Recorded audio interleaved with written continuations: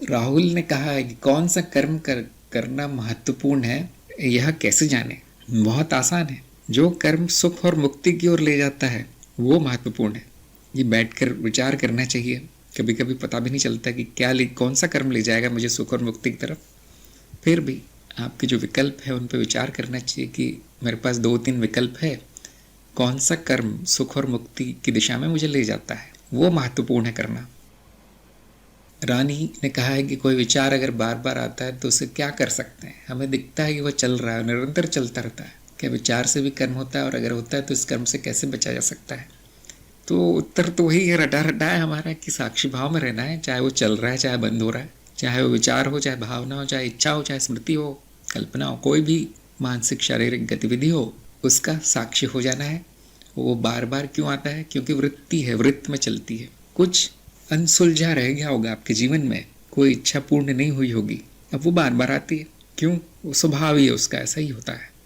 ये मशीन ऐसी है, गोल गोल ही घूमती है। तो जब तक वो उसका मामला खत्म नहीं हो जाता, जब तक वो संतुष्टि नहीं हो जाती पूर्ण, वो आता रहेगा। तो सही कर्म कर लेना है, अगर वो उसका आप पूर्ण कर सकते तो कर लेना है, नहीं तो साक्षी भाव में आकर जाने देना है। कोई बुरी बात नहीं है। और उसको मेरा विचार मान लेना, या उस विचार से प्रभावित होना कि फिर से क्यों आ गया, या तो विचारों से आसक्ति हो जाएगी या तो उनसे घृणा हो जाएगी। तो वो दोनों ही अवस्था ठीक नहीं है। जैसा है वैसा उसको आने दो, चलने दो, चला जाता है। जैसे हर साल बारिश आती है, चली जाती है। हर रोज सूरज उगता है, चला जाता है। हर रोज चांद तारे आते हैं, चले जाते हैं। वैसे ही रोज विचार आते हैं, चले जाते हैं। हमें क्या परेशानी उसमें? कोई परेशानी नहीं है। प्रकृति की मशीन चल रही है, ऐसे ही चलती है। समस्या क्या है कि उसको आपने मेरा मान लिया है, और आप उसका हल करने की जगह उससे बचना चाहते हैं। ये समस्या है। हाँ, विचार भी कर्म होता है, सूक्ष्म कर्म होता है, और उस कर्म का प्रभाव चित्त में ही आता है। सभी का अपरोक्ष अनुभव होगा कि बुरे विचार आते ही बुरा प्रभाव पड़ता है। यहाँ तक कि शरीर पर भी प्रभाव पड़ता है। ये कर्मों के प्रभाव तो पड़ेंगे, शरीर पर, मन पर, यहाँ तक कि जगत पर भी उसका सूक्ष्म प्रभाव पड़ेगा। कभी कभी सूक्ष्म नहीं होता, प्रकट हो जाता है। तो उन विचारों को साक्षी भाव में चलते रहने देना है, या फिर उसका इलाज कर देना है। वो किस वजह से है, किस कारण से वो विचार है, कहाँ पे असंतुष्टि बची है, उसका त्याग कर देना है। क्षमा, स्वीकार भाव, प्रेम भाव में आ जाना है। मेरा कुछ भी नहीं है, ये जानते ही सब शांत हो जाएगा। अतुल ने कहा है, कुछ भी नया मैं इस भवसागर में शुरू नहीं करना चाहता। मुझे लगता है कि मुझे जितना ज़रूरत है उससे ज़्यादा मैं संसार में ना डूबूं, लेकिन कुछ आवश्यकता के लिए करना पड़ता ही है। ज़रूर कीजिए, जो आवश्यक है वो करता रहना है। और आपका प्रश्न तो है नहीं इसमें, लेकिन शायद आप यही कहना चाहते हैं कि क्या ये ठीक है? हाँ, बिल्कुल ठीक है। संसार में जितना कम रहेंगे उतनी ज़्यादा प्रगति होगी, उतनी अच्छी प्रगति होगी, उतनी शांति, आनंद होगा। अनावश्यक लोगों से बचिए, अनावश्यक कर्मों से बचिए, और आपका जीवन सफल है। शिक्षा ने कहा है कि अस्तित्व पूर्ण और सुंदर, इस व्याख्या में कोई शंका नहीं है, पर कर्म भी पूर्ण और सुंदर हो सकते हैं। इस तरीके से कभी सोचा नहीं था। आपके तत्काल वीडियो से उस व्याख्या की बहुत अच्छी बात है, बहुत अच्छी बात है। वो एक संयोगवश मुझे ठीक वही वीडियो मिल गया जो आपने पूछा था, और फिर मुझे लगा कि बहुत लोगों का ऐसा प्रश्न होगा, इसलिए मैंने उसको प्रकाशित ही कर दिया। आपको उसका लाभ मिला है, बहुत अच्छी बात है, खुशी की बात है। मैं तो बहुत लोगों से कहना चाहूँगा कि जो पुराना बोधि वार्ता में जो बहुत कुछ ऐसा है जो आप सुनते नहीं होंगे, वो समय निकाल कर सुन लीजिए। आपके सभी प्रश्नों का हल वहाँ पर पहले से ही है, पहले से ही सब कुछ बोल चुका हूँ मैं। नम्रता ने कहा, ज्ञान के बाद क्या फ़र्क पड़ता है, रहते तो देह में है, काम भी करना ही है। हाँ, वो तो पहले भी आप देह में ही हो। ज्ञान के पहले भी तो वही है, कर्म ही है, और शरीर ही है, मन ही है, और मनुष्य ही है। तो ज्ञान से क्या फ़र्क पड़ता है? ये सब मैं नहीं हूँ, इतना जान ले जाता है। इतना ही फ़र्क पड़ेगा कि जिसे मैं स्वयं मान बैठा था वो नहीं है अब, वो मैं नहीं, मैं अस्तित्व स्वयं हूँ। अब ऐसे ही है जैसे आपको किसी नाटक में किसी बुरे चरित्र का रोल दिया गया है कि तुम्हारा काम है गालियां देना, तुम्हारा काम है लोगों को मारना। अगर आपको ये बताया ना जाए कि ये आपका असली चरित्र नहीं है, आपका स्वभाव नहीं है, तो बड़ा दुख देगा वो। लेकिन अगर आपको बता दिया जाए, देखिए आप ये नहीं है जो नाटक कर रहे हैं, जो नाटक में आप रोल अभिनय कर रहे हैं, भूमिका, तो आपको कोई तकलीफ नहीं होगी करने में, मजा आएगा। लोग भी तालियां बहुत बजाएंगे, कितनी अच्छी एक्टिंग की है। वैसा ही है ये, ज्ञान के बाद बस खेल हो जाता है, लीला। अब करने में कोई बुराई नहीं, क्योंकि वो मैं नहीं हूँ। और दूसरा प्रभाव ये पड़ता है कि मनुष्य जन्म से पूरी मुक्ति हो जाती है। फिर न मनुष्य शरीर मिलेगा, न मनुष्य के कर्म करने पड़ेंगे।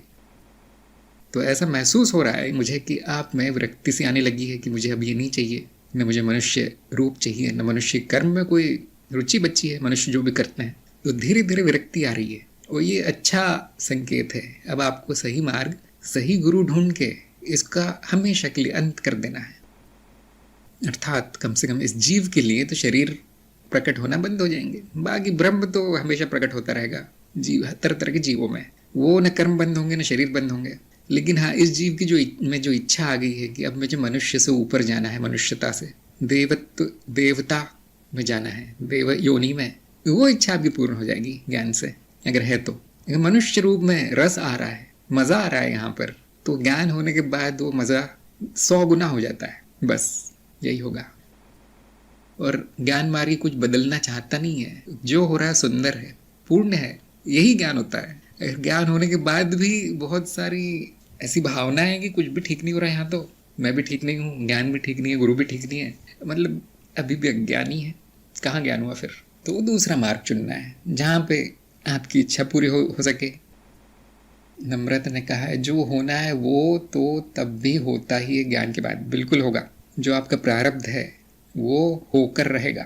लेकिन अब उदाहरण मैं दूंगा कि अगर आपको नदी पार करनी तो तैर के कर सकते हैं, कोई समस्या नहीं है, लेकिन कष्ट बहुत होता है, भीग भी जाएंगे उसमें। लेकिन नाव में बैठकर भी पार कर सकते हैं, पार तो होना ही है, होकर ही रहेगा, लेकिन अब आसान है, नाव आसान है। तो इसी तरह से आध्यात्मिक जीवन में, आध्यात्मिक जीवन नाव की तरह है, जो इस नदी को, संसार की नदी को पार करने में सहायक है। जल्दी हो जाएगा काम, लेकिन हाँ, वो होकर ही रहेगा, उसको नहीं रोका जाता, उसको नहीं रोका जा सकता, और हम उसको रोकते भी नहीं। मेरा सुझाव क्या रहता है, इच्छाएं पूरी करो, क्यों बैठे हो यहाँ पर, और कितने जन्म बैठना है, जाते क्यों नहीं, मैं कहता हूँ, रुके क्यों हो यहाँ, क्यों कह रहा हूँ मैं ऐसा, जल्दी खत्म करना है इसे। एक साधक में ये भी इच्छा आ गई है कि मुझे अब ये करना तो है ले लिया मैंने अपने सिर पे, तो करना तो है, लेकिन जल्दी खत्म करना है, और उसके उपाय ढूंढे जा रहे हैं। तरह तरह के उपाय हैं, जितने मार्ग उतने उपाय। ज्ञान मार्ग में उपाय है साक्षी भाव। अगर आप में ये इच्छा है कि कुछ भी ना हो, तो अर्थहीन से इच्छा है, वो पूरी नहीं होगी।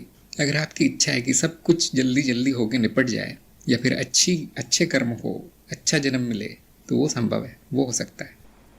कुंवर सिंह का प्रश्न आया है कि कर्म से ज्ञान कैसे प्रभावित होगा।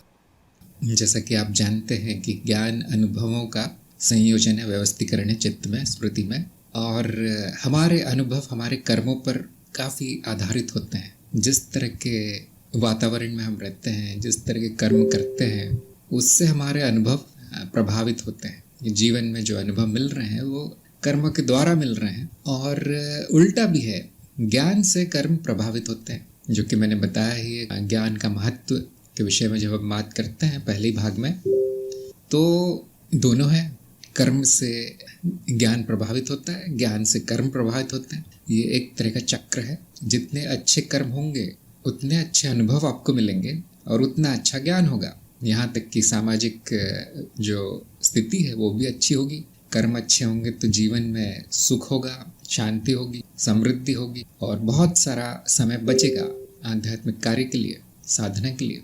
तो ज्ञान जल्दी मिलेगा। और जिनके कर्म बिगड़े होते हैं वो व्यर्थ समय नष्ट करते हैं इधर उधर, और कर्मों के फल बुरे आते हैं, तो सारा समय उनका दुख में, या वो जो तकलीफ़ें हो रही है उनको दूर करने में ही जाता है। अध्यात्म के लिए कुछ बचता नहीं है फिर उनके पास समय। तो बड़ी सरल सी बात है ये। और ज्ञान से कर्म कैसे प्रभावित होता है आप तो जानते हैं। जैसा ज्ञान होगा वैसे कर्म होंगे। अज्ञानी के कर्म क्या होते हैं, ज्ञानी के कर्म क्या होते हैं, सबको पता है। दृष्टा ने पूछा है, क्या कुछ ही दिनों में सब कर्म समाप्त करना मुमकिन है? हाँ जी, आप चाहे तो आज ही खत्म कर सकते हैं सारा। ये जान लीजिए कि कोई भी कर्म मेरा नहीं है, सारे समाप्त, सारे कर्म विश्व चित्त के हैं, मेरा कुछ भी नहीं है। अगर आपको बोलना ही है किसका है, तो मनुष्य का, जीव का कुछ भी नहीं है। अनुभवकर्ता का तो वैसे भी कुछ भी नहीं है, अनुभवकर्ता तो कर्महीन है। तो इतना जान लीजिए, कर्म समाप्त हो गए। और जीव है, उसका भी कुछ भी नहीं है। अहम भाव समाप्त होते ही कर्म समाप्त। कर्म से मुक्ति। दृष्टा ने पूछा जीव का कर्म, हाँ मैंने बताया जीव का भी कोई कर्म नहीं होता। कर्म है किसी का नहीं है, क्योंकि कोई नहीं है। बहुत आसान है देखना कि किसका है कर्म। शरीर के कर्म शरीर कर रहा है। जगत में भी कर्म होते हैं लेकिन हम बोलते नहीं। जैसे हवा चलती है, सूरज उगता है, चांद उगता है, ये कर्म ही है। जो भी प्रक्रिया चल रही है, नदियां बह रही है, बारिश हो रही है, सूखा पड़ रहा है, अकाल हो, ये सब कर्म है इस जगत की परत के, भौतिक परत के। उधर हम इतना ध्यान नहीं देते। शरीर अपने कर्म कर रहा है, भावनाएं अपने कर्म कर रही है और वो शरीर से भी करवाती है। इसी तरह से विचार और इच्छाएं कर्म है और वो भावनाओं से और शरीर से भी करवा लेते हैं कर्म। बुद्धि कर्म है। इसी तरह से कारण शरीर भी कर्म लिप्त है, जो कि जन्म मरण और स्मृति संग्रह और बहुत सारे कर्म कर रहा है। इसी तरह से सारी परतें जो है, ऊपर की परतें भी, महाचित्त भी कर्म में है, सृष्टि कर रहा है, सृजन कर रहा है। गुरु क्षेत्र भी कर्म में है, ज्ञान दे रहा है। विश्वचित्त पूरी तरह से कर्म में लगा हुआ है। अब आप कहेंगे इतनी परतें हैं, जितनी परतें उतने कर्म, उतने तरह के कर्म। तो हाँ सही बात है। फिर किसका हुआ कर्म? फिर यहाँ जीव किधर है? जीव को ढूंढने जाएंगे तो मिलेगा नहीं आपको। ये परतें मिलेंगी और वो परतें मिथ्या है सारी की सारी, हम जानते हैं। नाद है, नाद मात्र है, तरह तरह के रूपों में प्रकट है, तरह तरह की प्रक्रियाओं में लिप्त है। वो नाद प्रतीत होता है कि है कुछ और वो शून्य है। अब तो कुछ भी नहीं बचा। कौन सा कर्म, किसका कर्म, कुछ भी नहीं। प्रतीत होता है। जब अहम भाव आ जाता है, जैसे कारण शरीर के नीचे सभी परतों में अहम भाव है, सभी परतों की वजह से अहम भाव है, तो वो मेरा हो जाता है। अब वो भी प्रतीति हो रहा है, हुआ नहीं, वो भी प्रतीति हो रहा है। लेकिन इस अज्ञान के कारण दुख बड़ा होता है। दुख होता है अज्ञान के कारण, पीड़ा होती है, बंधन होता है। बस इतना ही निकालना है, अज्ञान ही खत्म करना है। वो कर्म जो है वो चलता रहेगा। वो जीव का नहीं है, किसी का नहीं है। हम कहते परतों के कर्म है, लेकिन वो उसका भी नहीं है, शून्य है। क्योंकि कर्म ही स्मृति है, स्मृति ही कर्म है। अंत में देखा जाए तो आप देख सकते हैं, स्मृति तो सर्वव्यापी है, हर चीज तो स्मृति है। फिर वहां पे जो भी प्रक्रिया चल रही है उसको कर्म कह देंगे। अब तो किसी का नहीं हुआ। कारण की माया से भी जानते हैं, ऐसा कुछ होता नहीं है। तो हर स्तर पर आपको कर्म का हर अलग अलग रूप देखने को मिलेगा। अद्वैत के स्तर पर कुछ भी नहीं है, द्वैत के स्तर पर भी कुछ भी नहीं है। माया के स्तर पर दिखाई पड़ता है कर्म, और जगत में मेरा हो जाता है, मेरा कर्म हो जाता है। तो इस तरह से आप देखेंगे, आप कुछ बदल नहीं सकते, बस स्तरों पे ऊपर उठ सकते हैं। बदला कुछ भी नहीं जा सकता। हर स्तर पे थोड़ा थोड़ा ऊपर उठा जा सकता है। और आप देखेंगे वो किसी का नहीं है, वहां पे समाप्त हो गए, आपके कर्म सारे समाप्त हो गए। ज्योति ने पूछा, आवश्यक व अनावश्यक विचार कर्म में भेद कैसे हो? बहुत अच्छा प्रश्न है। आवश्यक वो है जो होकर ही रहता है, जिसको टाला नहीं जा सकता। उसको टाल भी दें तो दोबारा वो इच्छा, वो कर्म, वो जरूरत आ जाती है, इसलिए उसको आवश्यक कहा गया। वो होकर ही रहता है। अनावश्यक वो है जिसके बिना भी काम चल जाता है, जिसके बिना भी जीवन अच्छा, सुंदर, सुचारू, सात्विक चलता है। अनावश्यक का त्याग शांति लाता है, कर्म फलों को बहुत कम कर देता है। जो लोग अनावश्यक करते रहते हैं वो बेचैन होते हैं, रात दिन कुछ करते रहते हैं और कुछ उनका परिणाम आता नहीं उनके कार्यों का। ये भी एक लक्षण है। अव्यवस्थित सा, कुरूप सा उनका कार्य होता है, सुंदरता नहीं होती उनके कार्य में। बेमन से, जबरदस्ती, मजबूरी में वो कार्य करते हैं। उनका कोई लक्ष्य नहीं होता, लक्ष्यहीन होते हैं। उनको पता ही नहीं कि आवश्यक क्या है, तो आपका लक्ष्य क्या होगा। अनावश्यक कार्य दुख देता है सबको, केवल करने वाले को नहीं, सभी को देता है। आवश्यक कार्य सुखदायी होता है। तो ज्योति को मैं काम देता हूँ, आवश्यक कार्य। टेबल बनाइए और 20-20 उदाहरण लिखिए आवश्यक और अनावश्यक कर्मों के, विचारों के और कर्मों के, और सभी के लिए प्रकाशित कीजिए यहाँ पर सत्संग में, आपका होमवर्क। वंदना ने कहा है, तो क्या नियंत्रण केवल बौद्धिक या तार्किक स्तर पर होगा? नियंत्रण तो नियंत्रण होता है, किसी भी स्तर पर हो जाए। अगर वो बुद्धि के द्वारा आ रहा है नियंत्रण, तो कोई बुराई नहीं है। आपको किस स्तर पर चाहिए? प्रश्न इतना स्पष्ट नहीं हुआ है मुझे वंदना का। किस स्तर पर नियंत्रण चाहिए आपको? इंद्रियों पर? जाला ने कहा, जीव के लिए आवश्यक कार्य क्या है? जीवित रहना आवश्यक है जीव के लिए। यहाँ हम जीवन का अनुभव लेने आए हैं। ले लीजिए, सुख और मुक्ति। जो कर्म सुख और मुक्ति की ओर ले जाए वो अच्छा जीवन प्रदान करते हैं, यही आवश्यक है। वंदना ने कहा है, जहाँ से वृत्ति उभरती है उस पर नियंत्रण नहीं हो सकता। वृत्तियाँ संस्कारों से उभरती है, वो पहले ही छप चुके हैं आपके। संस्कारों को हटाना संभव नहीं है, कठिन है। इतना किया जा सकता है कि नए संस्कार जो अनावश्यक है, जो कि अनचाही वृत्तियों को जन्म देते हैं, उनका बनना कम किया जा सकता है। बंद भी करना बड़ा कठिन है, क्योंकि आप समाज में रहते हैं, लोगों से व्यवहार रखना पड़ता है, और वो लोग अशुद्ध हैं तो अशुद्धि आ ही जाती है। कुछ न कुछ समस्याएं जीवन में आ ही जाती है, जिससे कि दुखपूर्ण वृत्ति होती है। द्वैत में रहते हैं हम। सभी तरह के संस्कार होते हुए भी सही कर्म होने देना, ये बुद्धि है। जैसे चावल में कंकड़ भी होते हैं, लेकिन पकाते समय उनको अलग कर देना है। चावल पकाना है, चावल खाना है। एक आध कंकड़ आ भी गया तो कोई बात नहीं। ज्योति ने पूछा है, जब मेरे कर्म मेरे नहीं, करता मैं नहीं, तो प्रारब्ध कैसे मेरा हो सकता? क्या ऐसा नहीं जो चल रहा है वो बस चलता ही रहेगा? प्रश्न का दूसरा भाग तो मेरी समझ में नहीं आया, लेकिन पहला भाग बिल्कुल सही कि प्रारब्ध का अर्थ ही कर्म होता है। प्रारब्ध क्या है? कर्म का प्रकार है। तो जब कर्म मेरे नहीं तो प्रारब्ध भी मेरा नहीं। जीवन में प्रारब्ध, कर्म व कर्मफल, हाँ, जीवन आपके प्रारब्ध से ही निर्धारित होता है, वही होगा। जो भी कर्म किए जाएंगे उनके फल आएंगे, ये चित्त का नियम है। एक ज्योति के प्रश्न में जोड़ना चाहूँगा कि ऐसा प्रश्न आता क्यों है कि मैंने सारा ज्ञान ले लिया, मैं ब्रह्म हूँ, अब ये जो चल रहा है वो क्यों चल रहा है? अब ये प्रश्न जीव से आया है, जीव की बुद्धि ने किया है कि मेरा क्या होगा, मैं तो हूँ नहीं, ब्रह्म ही है, तो अब ये बंद क्यों नहीं हो जाता? तो यहाँ पर यह अज्ञान है कि ज्ञान होने से सब बंद हो जाना चाहिए, प्रारब्ध बदल जाना चाहिए, कुछ अच्छी व्यवस्था हो जानी चाहिए मेरे लिए स्वर्गलोक में। ऐसा कुछ नहीं होगा। जो हो रहा है वो प्रकाशित होगा बस ज्ञान से। जैसे मान लीजिए आपका टीवी कार्य कर रहा है, चित्र दिख रहा है टीवी पे, उसका वॉल्यूम, रिमोट आदि कार्य कर रहा है, लेकिन आपको तकनीकी ज्ञान शून्य है कि वो होता कैसे, कैसे कार्य करता है, आपको पता नहीं। टीवी का तत्व भी नहीं पता। टीवी का तत्व है झूठ, बकवास, ये उसका तत्व है। तो ये आपको अज्ञान है। आपको लगता है महत्वपूर्ण है टीवी, जादू से कार्य करती है, लेकिन कोई आपको ज्ञान दे दे, तकनीक ज्ञान दे दे उसका, और उसका सत्य भी बता दे टीवी का, तो भी वो टीवी चलता रहेगा। तो ठीक वैसे ही चलेगा जैसे वो बनाया गया है, जिस कार्य के लिए बनाया गया है वो करता रहेगा। उसी तरह से ये उम्मीद कर लेना कि ये देह, ये मन कुछ और करेगा ज्ञान होने के बाद, ठीक नहीं है। ये उम्मीद ठीक नहीं है। कुछ लोग बोलेंगे नहीं, कर्म शुद्धि हो जाएगी, सुख आ जाएगा या विकास हो जाएगा। बिना ज्ञान के भी हो रहा है, वो थोड़ा धीरे हो रहा है बस।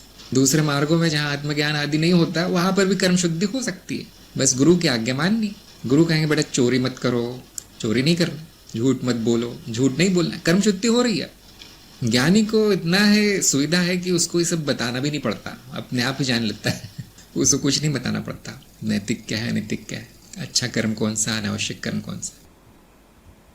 ये बुद्धि के बस में है सारा। इसमें चेतना की भी आवश्यकता नहीं है। शुद्धि आदि कर्मों को सही करना, अपना प्रारब्ध जान लेना, ज्ञानी वो जल्दी कर लेता है, एक दिन में कर लेते हैं। मैंने कहा कुछ लोग देखा है मैंने, सो के उठने के बाद, आज ज्ञान हुआ, कल सो के उठने के बाद तो कुछ और ही रहता है उनका जीवन। बहुत कम होगा ऐसा, लेकिन देखा गया है। सारे निर्णय उनके 2-2 सेकंड में हो जाते हैं, सब खत्म उनका पुराना, नाम पता भी विलीन। तो ये बुद्धि के अंतर्गत आता है कर्म शुद्धि का मामला, बिना ज्ञान के भी संभव है। जयदीप ने कहा है, जब तक ज्ञान पूर्ण तरीके से चित्त में नहीं बैठेगा तब तक ऐसी बातें आएंगी ही आएंगी। जब तक अनुभव से नहीं उतारा जाएगा तब तक श्रवण करने और रटने से लाभ नहीं होगा। हाँ जी, ये सारे प्रश्न अज्ञान के कारण आते हैं। मैं क्या करूं, ज्ञान तो हो गया, मैं क्या करूं, कुछ बदला ही नहीं, 4 दिन हो गए ज्ञान लेकर, आत्मज्ञान, या मैं ब्रह्म हूं लेकिन फिर भी यहाँ मृत्यु लोक में पड़ा हूं दर दर। तो मैं होने का अर्थ जाना नहीं फिर अभी उसने, तो मैं क्या हूं यही नहीं जाना। अब दृष्टा बनकर सभी अनुभवों का मजा उठाना है, आनंद उठाना है, कैसे भी हो। हाँ, बार बार वो अहम भाव आ जाएगा, वो भी बहुत स्वाभाविक है, कोई बात नहीं, थोड़ी देर में चला भी जाएगा। यही तो खेल है, ब्रह्म स्वयं को भूलने का खेल खेल रहा है, तो आपको भी खेल लेना है, इसमें कोई बुराई नहीं है। कुछ लोग कहेंगे नहीं मुझे ये भी नहीं चाहिए, तो घबराने की बात नहीं, वो सच नहीं है, वो कुछ हो नहीं रहा है। मैंने देखा है जितना ज्ञान होता है उतनी बेचैनी होती है, ये ठीक क्यों नहीं हो रहा, वो ठीक क्यों नहीं हो रहा। मेरे गुरु होने के बाद भी मुझे कुछ मिल नहीं रहा कि मेरा इस मार्ग में मैं इतना आगे बढ़ गया हूँ, अभी भी मैं यहीं फंसा हूँ। इस तरह से कोई सिद्धि नहीं मिली मुझे अभी तक। ये सब अज्ञान के लक्षण है। देखिए, अभी भी केवल सुन रखा है कि मैं ब्रह्म हूँ, हुए नहीं है। पूरी तरह से हुए नहीं है, और ये होना थोड़ा संभव भी नहीं, थोड़ा समय लग जाता है। मैंने देखा इसमें कितना भी याद रख ले, वो जो निचली परतें हैं वो तो खींच ही लेती है व्यक्ति को नीचे। इसीलिए साक्षी भाव की सिफारिश की गई कि जो भी हो रहा है होने दो, साक्षी भाव में होने दो।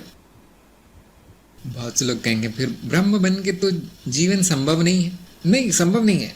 ब्रह्म का कोई जीवन नहीं होता, इस जीव का होता है जीवन। तो यदि आपको जीवन जीने की ही इच्छा है तो जीव बन के जीना है, ब्रह्म बन के नहीं। ब्रह्म बन के दृष्टा होना है। जीवन में किसी काम का नहीं ब्रह्म, ये अनुभव करता आपके जीवन में कोई सहायता नहीं करे, कोई उपयोग नहीं, बेकार सी चीज़ है। तो अनुभव करता बन के देखना है, जीव बन के जीना है। बहुत आसान है। इसे कहते हैं प्रकाशित जीवन, चेतना के प्रकाश में जीना है। और वो जैसा भी है बिल्कुल ठीक है। फिर उसका अर्थ ये नहीं हुआ कि आपको कर्म बंद कर देना है। उसका अर्थ ये हुआ है, चेतना का अर्थ ये हुआ है कि उचित कर्म करने हैं, आवश्यक कर्म करने हैं। इतना सा अर्थ है, देखिए। और उसमें व्यक्ति फिसलता है तो कोई बात नहीं, कई वर्षों तक ऐसा होता रहेगा। कुछ लोगों के लिए कई जन्मों तक होता रहेगा, जिनकी इच्छाएं बहुत बलशाली है। कई जन्म सही तरीके से साक्षी भाव में नहीं आ पाएंगे, लेकिन उसकी हमें चिंता नहीं है। ज्ञान बीज पड़ गया है, अब सब अपने आप होगा और बहुत जल्दी होगा। जो अज्ञानियों के मुकाबले ज्ञानियों का विकास, ज्ञानी जीव का विकास, ज्ञानी जीव तो नहीं कहना चाहिए, लेकिन जहाँ ज्ञान बीज है वहाँ पे विकास जल्दी होगा। प्रीति नहीं, स्मृति पहले आई या कर्म? पहला कर्म किस स्मृति में बेस्ड था? देखिए, ये आपके प्रश्न में एक मान्यता है कि स्मृति समय में चल रही है। पहले दूसरे का क्या मतलब है? क्रम का मतलब ये आपने मान लिया है कि स्मृति समय में चल रही है, लेकिन ठीक उल्टा है, समय स्मृति में चल रहा है। अब क्या अर्थ रहेगा प्रश्न का, बताइए। पहला कर्म ऐसे कैसे होगा? पहला कर्म जब समय ही नहीं है तो पहला दूसरा कैसे होगा? इसीलिए मैंने कहा कि जो हमारी जागृति की बुद्धि है वो इस स्तर पे जाके बेकार हो जाती है। बेकार, जैसे आपकी कार नदी में बेकार हो जाती है। समुद्र में आपकी कार जो है उसको उसके सामने बे लग जाता है, मतलब बेकार है। समुद्र में जहाज चलता है, समुद्र में कार नहीं चलती। उसी तरह से जो आपकी जागृति की बुद्धि जो समय में चल रही है ना, हर चीज समय में हो रही है, यहाँ पे वहां नहीं चलती है, स्मृति के स्तर पे नहीं चलती। खासतौर विश्व स्मृति और जो सूक्ष्म स्मृति है आपकी, जो मैंने तरह तरह की स्मृतियां गिनाई हैं, ये देख लीजिए आप। वो कौन सा श्रृंखला है? सूक्ष्म अवस्था के रहस्य नाम की श्रृंखला है, वो देख लीजिए। उसमें मैंने इतने राज खोले हैं स्मृतियों के, हैरान हो जाएंगे आप। प्रमाण मत मांगना प्रमाण आपको लाना है। मैं इतना प्रमाण दे सकता हूँ कि स्मृति समय में नहीं है और समय स्मृति जनित है।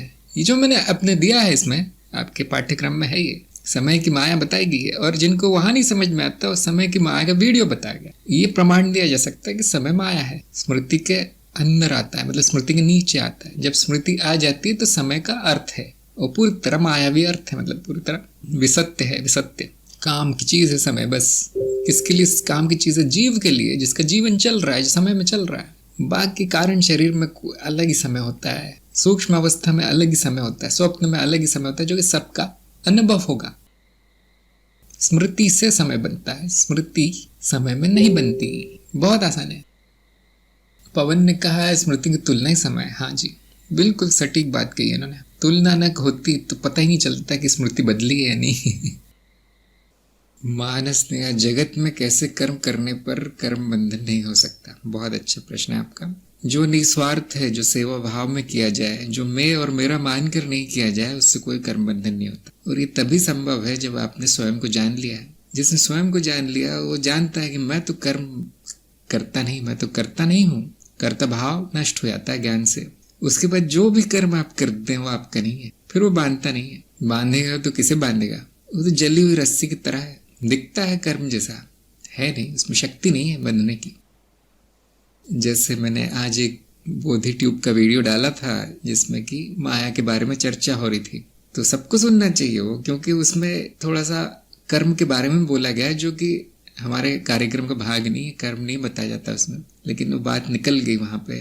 5 मिनट में बोला है कि हमारी स्मृति पूरी तरह मिथ्या है। अभी मैं दूसरी स्मृति की बात नहीं कर रहा, मैं तो जागृति वाली की बात कर रहा हूँ। सभी स्मृतियां एक जैसी है तत्व रूप में। किसी ने आपसे कुछ बुरा भला कह दिया, किसी ने अपमान कर दिया, अब आप क्या करते हैं? उस गली से जाते नहीं है, उस व्यक्ति को कभी बुलाते नहीं अपने घर में, उस व्यक्ति से बात नहीं करते, क्यों? एक स्मृति आपका जीवन चला रही है अब, है ना? स्मृति में इतनी शक्ति है क्या? वो मिथ्या है, संस्कार है, कर्म है, हो गया वो किसी तरह, लेकिन आपका सारा जीवन उसने काबू कर रखा है। क्यों है ऐसा? क्योंकि वो व्यक्ति मानता है कि मेरा कर्म है, ये मेरे साथ हुआ है, इसने मुझे कहा है कुछ। अगर उसको ज्ञान होता तो ये यही जानता है कि मैं दृष्टा मात्र हूं इस घटना का, जो पूरी तरह मिथ्या है, पूरी तरह माया है। अब क्या वो उस व्यक्ति से बैर रखता, दुश्मनी होती, कुछ घृणा होती उसको? कुछ नहीं। तो वो कर्म मुक्त हो गया है? नहीं, वो कर्म अब बंधन नहीं रहा उसके लिए। अब वो उसी गली से जाएगा, उसी तरह हंसते हुए जाएगा जैसे रोज जाता है। हाँ, वो हुई थी घटना, मैं मुझे क्या करना बोलेगा, प्रसन्न चित्त रहेगा। उसी घर में त्योहार है, पार्टी है, सबको बुलावा देगा। हाँ, तुम भी आ जाओ, तुमने मेरा अपमान किया था, गाली दी थी, तुम पहले आ जाओ, वीआईपी हो तुम। तो इतना शर्मा जाएगा वो, इतना पानी पानी हो जाएगा, अगली बार किसी को गाली नहीं देगा। तो आपने न केवल अपना कल्याण कर दिया, उसका भी कर दिया, वो भी, उसको भी कर्म बंधन मुक्त कर दिया आपने। ये शक्ति ज्ञान में होती है, और कोई नहीं कर सकता है, किसी और मार्ग का साधक नहीं कर सकता है काम, केवल ज्ञानी कर सकता है। केवल ज्ञानी को पता है कि मैं कौन हूँ। न केवल आपने अपने बंधन काट लिए, सामने वाले के भी काट दी, क्योंकि वो उस ग्लानि में पता नहीं कितने जन्मों तक वो प्रकट होती रहती है उसके मन में। इसको छोटा नहीं समझना चाहिए। माया बहुत शक्तिशाली है, बहुत शक्तिशाली। एक शब्द आपके मुंह से गलत निकल जाए, अब देखिए कितने परिणाम आते हैं। मैं रोज देखता हूँ ये बात, मुझे एक शब्द गलत कहना पड़ता है, उससे कितना परिणाम आता है। क्योंकि जागृति है, क्योंकि चेतना है, इसलिए दिख भी पड़ता है ऊपर से। वो मतलब ऐसा है ना, करेला और नीम चढ़ा, कि हमें न केवल अपने छोटे से छोटे कर्मों का परिणाम झेलना पड़ता है, पूरी चेतना में उसको होते हुए देखना भी पड़ता है। तो हर किसी बस की बात नहीं ज्ञान मार्ग, लेकिन उस शिक्षा ऐसी मिलती है, वो जो डंडा पड़ता है ऐसा प्रभावकारी है, इफेक्टिव है, कि आप आगे से नहीं करेंगे वैसा। फिर मैं तो कहता हूँ गलती कीजिए, संपूर्ण चेतना में कीजिए, या बाद में चेतना में आ जाइए, बहुत काम आएगा।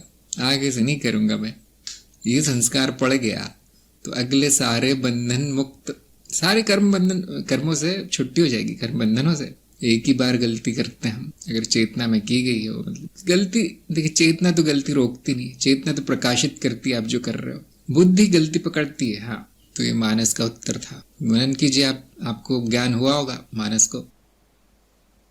मानस का प्रश्न है, जगत में बिना शरीर कर्म किया नहीं जा सकता, किया जा सकता है, लेकिन आम जनता को शरीर लगता है, कर्म इंद्रिया शरीर में ही होती है। लेकिन जो प्रगति कर गए हैं वो सूक्ष्म अवस्था में भी कर्म कर सकते हैं। जगत में बहुत सीमित है, लेकिन किया जा सकता है। हाँ, आपके जो विचार आ रहे हैं वो एक तरह का सूक्ष्म कर्म है, जो आपकी वाणी है वो सूक्ष्म और स्थूल के बीच है, वो भी कर्म है। लेकिन सही मायने में जो कर्म है वो हाथों से होता है, कर्म इंद्रियों से होता है, और इसीलिए उसका नाम कर्म पड़ा है। क्योंकि कर्म जो है शब्द कर से निकला है, कर का अर्थ है हाथ, कर उसका अर्थ है हाथ, जो हाथों से हुआ है वो कर्म। पुराने जमाने में बड़े सटीक शब्द उपयोग किए गए हैं। हम देख लीजिए आजकल की भाषा में, अंग्रेजी में एक्शन या वर्क कुछ समझ में आता है, कुछ नहीं समझ में आता। क्यों रखा गया वो नाम? कर्म बोलते समझ में आ जाता है क्या बात हो रही है, शरीर का उपयोग हो रहा है यहाँ। तो हाँ, आम जनता को शरीर चाहिए कर्म करने के लिए। रिहाना ने पूछा, क्या माता पिता के कर्म हम पर और हमारे कर्म माता पिता को प्रभावित करते हैं? हाँ जी, माता पिता क्यों, आप जो भी जिसके भी संपर्क में आ जाते हैं वो आपको प्रभावित करता ही है। जिसका संकल्प नहीं है उसको हर कोई प्रभावित कर देता है, हर कोई। यहाँ तक कि टीवी देख लेते हैं, वो पिक्चर देख लेते हैं, उसका प्रभाव उन पर पड़ जाता है, जबकि वो पूरी तरह झूठ है, पूरी तरह बनावटी है। तो जिनकी संकल्प शक्ति बहुत तेज है, शक्तिशाली है संकल्प, उन पर किसी का प्रभाव नहीं पड़ता, उनका प्रभाव सब पे पड़ता है। तो ये तंत्र मार्ग का विषय है संकल्प। ज्ञानी को क्या करना चाहिए? न प्रभाव डालता है न प्रभाव लेता है। ज्ञानी स्वतंत्र होता है, पूरी तरह स्वच्छंद होता है, जो उसका मन करता है वो करता है। हल्दर ने पूछा, ज्ञान तो संचित रहता है। मैं सोच ही रहा था कोई पूछेगा कि इन्होंने कह कैसे दिया कि स्मृति भी चली जाती है। देखिए फिर से मैं बताऊंगा आपको, स्मृति और स्मरण में फर्क है। स्मरण चित्त वृत्ति है, स्मृति मूलभूत है, चित्त स्मृति मात्र है। स्मरण प्रक्रिया है, ये प्रक्रिया बंद हो जाती है जन्म और मृत्यु के बीच में। जैसे आप नींद में जाते हैं तो कौन सा स्मरण होता है, वहाँ कुछ स्मरण होता है नहीं। आपके पिछले साल की घटना है, नहीं, स्मरण नहीं है। लेकिन जैसे ही ध्यान दिलाया जाए, याद दिलाया जाए तो सब याद आ जाता है। तो संचित जो होता है वो स्मृति होती है, और जो प्रकट है वो वृत्ति है। उतना ही दिया जाता है आपको अगले जन्म के लिए जितना जरूरी है। सब कुछ नहीं मिलता, बाकी सब भुला दिया जाता है। भुला दिया इसका मतलब ये नहीं कि वो प्रभाव नहीं डालेगा। जो प्रभाव जो पड़ते हैं स्मृति के जीवन पर, संचित के, उसी से जीवन चलता है, उसी से सारा जीवन निर्धारित होता है। लेकिन वो अप्रकट रहता है, केवल ज्ञान की दृष्टि से देखा जा सकता है। ज्ञानी अपनी दृष्टि से देख सकता है कि क्या प्रभाव आ रहे हैं कारण शरीर से, वो ज्ञानी ही देख सकता है। योगी भी देख सकता है, मतलब मेरे कहने का मतलब जिसने आध्यात्मिक प्रगति कर ली है वही देख सकता है ये। बाकी लोग कहेंगे मैं भूल गया, सब भूल गया। तो यदि आपकी मृत्यु चेतना में नहीं हुई है, जन्म चेतना में नहीं हुआ है, तो आप सब भूल जाएंगे और वो सारा दोबारा लेना पड़ेगा। आत्मज्ञान, ब्रह्म ज्ञान, सब कुछ दोबारा लेना पड़ेगा। मुझे कई लोग मिलते हैं जो कहते हैं आप जो कहते हैं मैं जानता हूँ। मैंने कहा मैं भी जानता हूँ, मैं भी जानता हूँ कि तुम जानते हो, कई जन्मों से यही कर रहे हो तुम। नहीं, मुझे तो याद नहीं है। कोई बात नहीं याद रहना जरूरी नहीं है। ज्ञानी की दृष्टि से देखिए, अगर ये मन में भावना आ गई कि ये सब तो मैं जानता ही था, आपने जो बताया, तो इसका अर्थ है कि कई जन्मों से कार्यक्रम चल रहा है आपका। हो सकता है ना ऐसा? लोग जिस गति से कार्यक्रम चला रहे हैं अपना, मुझे तो लगता है कई जन्मों तक चलेगा अगले जन्म में भी रजिस्टर करेंगे साइट पे जाके, मैं तो जानता हूँ ये साइट, हाँ कई जन्म से चल रहा है संसार के स्तर पे उसको भुला ही दिया जाता है, लेकिन कारण शरीर के स्तर पे सब कुछ है, सब कुछ संचित है, वो नहीं जाएगा कभी। मैं तो ये भी कहता हूँ ज्ञान भी संचित है, अज्ञान भी संचित है, वो अज्ञान भी नहीं जाएगा कभी। रीसेट हो सकता है व्यक्ति, जिसको हम पतन कहते हैं ना, अगले जन्म में अगर उसको सही मार्गदर्शन नहीं मिला, सही गुरु ना मिला, तो हो सकता है कि पिछला जो संचित अज्ञान है वो प्रकट होने लगे, क्योंकि अब उस तरह का वातावरण मिल गया है उसको, और वो एक दो कदम नीचे फिसल जाता है फिर। इसलिए बहुत लोगों की ये इच्छा होती है कि वही गुरु मिले और जल्दी मिले अगले जन्म में भी, क्योंकि वो जान गए अब जन्म टलना मुश्किल है मेरा, तो इतना कम से कम प्रण कर लेते हैं, संकल्प कर लेते हैं कि वही गुरु मिले, वही ज्ञान मिले, वही मार्ग मिले। और अगर आप ये संकल्प करके आपकी मृत्यु होती है, संकल्प में मृत्यु होती है, तो आप देखेंगे आप ठीक उसी गुरु के बाजू वाले घर में पैदा होंगे, उसी आश्रम के कोने में पैदा होंगे, कभी कभी तो उसी गुरु के घर में पैदा होंगे, खानदान में। लेकिन हर किसी का संकल्प इतना शक्तिशाली नहीं होता, तो बना लीजिए जब तक है जान, थोड़ा संकल्प बना के रखिए कि हो सकता है कि मेरा आखिरी जन्म ना हो, तो कम से कम ऐसा हो कि अगले जन्म में मार्ग न भूलूं, मैं वापस आ जाऊं। कैसे करेंगे ये कोई बता सकता है? मैंने कई बार बताया ये बात। अभी से प्लानिंग, इन्वेस्टमेंट अगले जन्म के लिए कैसे करेंगे? दिव्या ने कहा ज्ञान द्वारा। बहुत अच्छी बात है, ज्ञान द्वारा। अगर अभी ज्ञान हो गया आपको तो बहुत संभावना है कि अगले जन्म में ज्ञान के साथ होगा जन्म। दृष्टि ने कहा चेतना। हाँ जी, चेतना। अगर आपका जीवन चेतना में जाता है तो बहुत संभावना है कि अगला जन्म भी हो जाए, मान लीजिए, तो भी सही जगह आप सही जगह जन्म होगा, सही परिवार में, सही खानदान में, सही वातावरण में। यशराज ने कहा कि मेरा दृढ़ संकल्प है कि ये मेरा अंतिम जन्म है। बहुत अच्छी बात है, संकल्प बड़ा रखना चाहिए। हाँ, मेरा अंतिम है। हल्दर ने कहा मेरा तो आखिरी है आप जानते नहीं कितना बड़ा पहाड़ है पीछे जो बोल रहा है मेरा आखिरी है। लेकिन ये विश्वास कर लेना, ये संकल्प बना लेना कि ये आखिरी है, बहुत अच्छी बात है।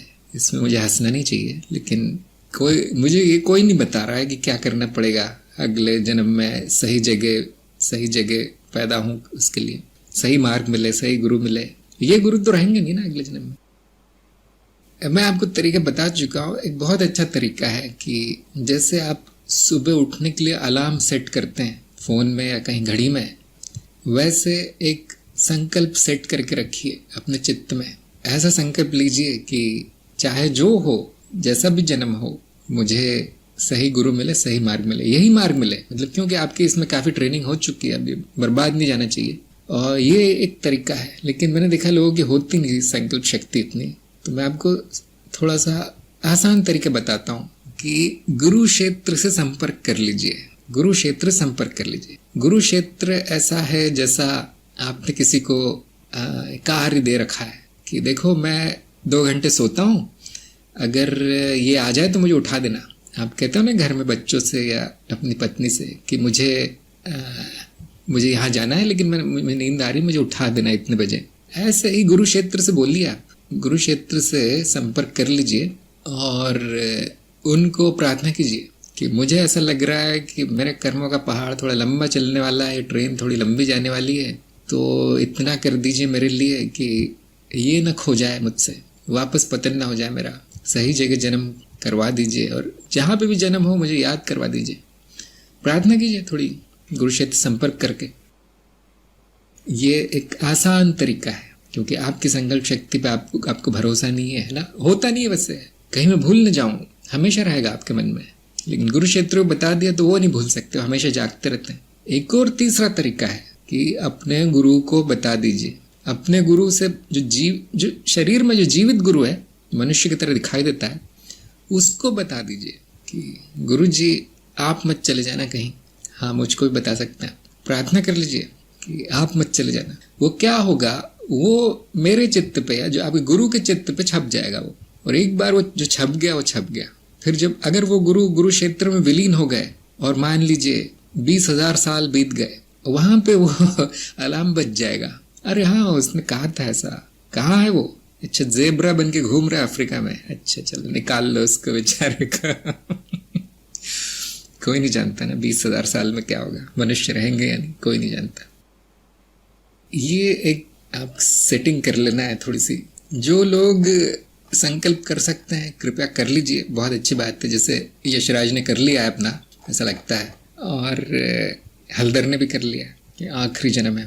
और जो नहीं कर सकते संकल्प, जिनको विश्वास नहीं कि मेरा संकल्प काम करेगा या नहीं, गुरु क्षेत्र से करवा लीजिए। अभी आपके सामने प्रकट है गुरु क्षेत्र, जो ज्ञान मार्ग पर है उनका गुरु क्षेत्र संपर्क करवाया जाता है चरण नंबर 7 में। कोई पूछ रहा था कैसे संपर्क हो, हाँ जी, चरण नंबर 7 में गुरु क्षेत्र संपर्क करवाया जाता है। माध्यम मैं हूँ, आप खुद भी कर सकते हैं, लेकिन माध्यम मैं हूँ। और अगर वो भी नहीं होता तो आप मुझे बोल के रखिए। अब उसकी गारंटी ये गारंटी मतलब है, लेकिन कब याद आएगा वो नहीं कहा जा सकता, क्योंकि जो मनुष्य योनि में जो गुरु है वो इतना पूर्ण नहीं हुआ अभी तक, अभी वो भी सीख रहा है ना, उसमें भी कई दोष बचे हैं, नहीं तो मनुष्य योनि में क्यों होता। लेकिन बहुत आसान है काम, बहुत आसान है। हमारे यहाँ रीति रिवाज में ऐसा है कि गुरु को जाकर कुछ दे दिया जाता है कि गुरु जी 2 केले ले लो।